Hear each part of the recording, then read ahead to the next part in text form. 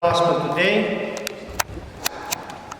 classifies behaviors into three categories: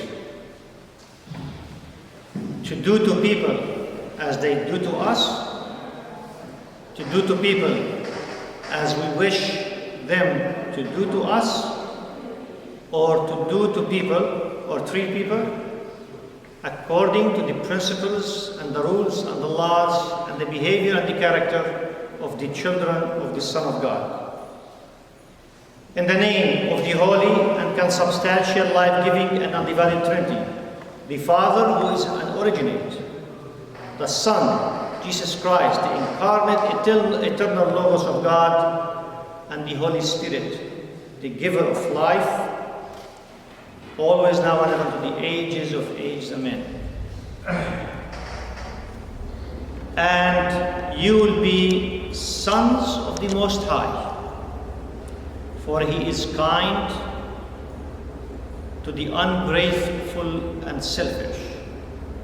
Luke chapter 6, verse 35. I want to start by sharing a story with you. It's an American legend. An eagle's egg had fallen from its nest. A brave found it, unharmed, but he was unable to find the nest from where it had fallen. So he decided to put it in a nest of prairie chickens, and actually it hatched. The little eagle lived among the prairie chickens. It did what they did. And this is how the eagle spent most of its life. One day, it spotted a flying, beautiful eagle, and it watched it in admiration. It shared with the other prairie chickens its wonderment. An old prairie chicken said, "It's an eagle. It is strong, stunning, and honored among all the birds." And then it added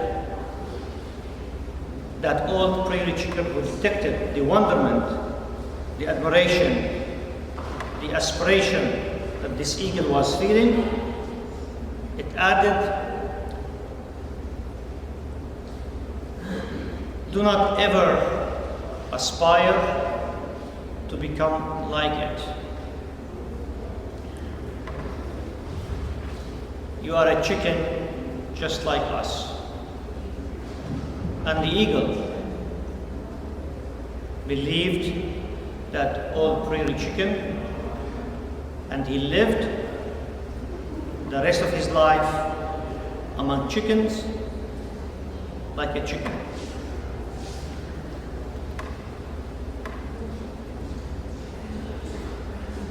The flying eagle in this story,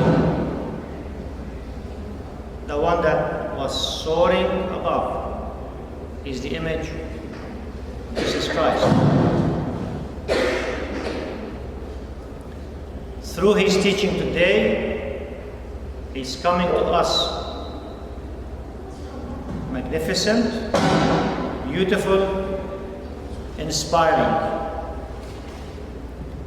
His words are captivating. They fill our hearts with awe and admiration and ambition to join Him and to be like Him. Love your enemies, He says. Do good. Lend expecting nothing. become the sons of the Most High by being kind to the ungrateful and to the selfish. You are an eagle. Everyone here is an eagle. Every one of us is an eagle. All the people of God, they were created eagles. If these words resonate with you, if you are inspired and energized by what Jesus is saying, all you need to do is stretch your wings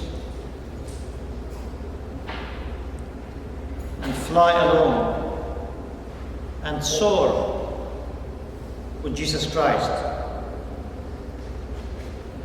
because you are an eagle and you have it in you.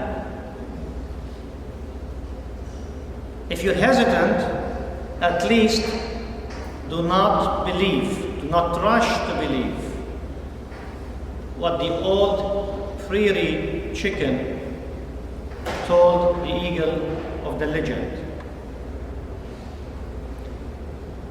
The old prairie chicken represents the wrong and false teachings and philosophies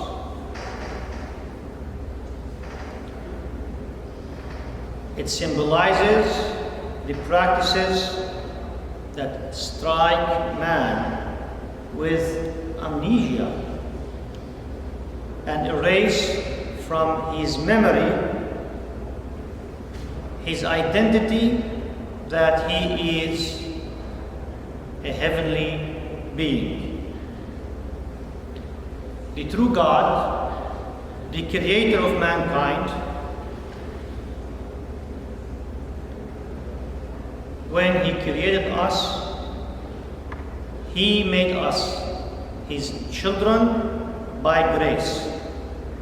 He is God by nature, and we are the children of God by grace. God made all people, all the created people, children of God and equal with the angels. Jesus Christ came to recover the human nature that has fallen from heaven, just like the egg of the eagle we heard about it in the legend. The human nature has fallen from heaven, and Jesus came to recover that human nature through his example, through his words, through his miracles. Everything he did, everything he said, every example he gave was intended first to reconcile us with ourselves. Reconcile us with ourselves is to remember our identity, who we are. We are heavenly beings that fell from heaven into the material.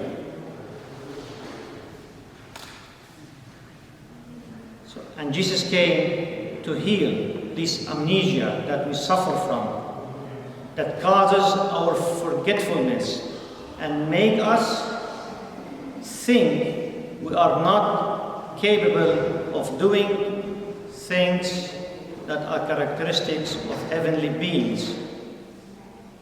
And that's why we do things that are characteristics of those that have fallen into the mass. Jesus came to restore within us our power and energy as the children of God. And he gave us the privilege to be reborn again. It's a birth by divine grace. It happens by the Holy Spirit. And this rebirth unlocks the innate divine beauty hidden in each of the human beings.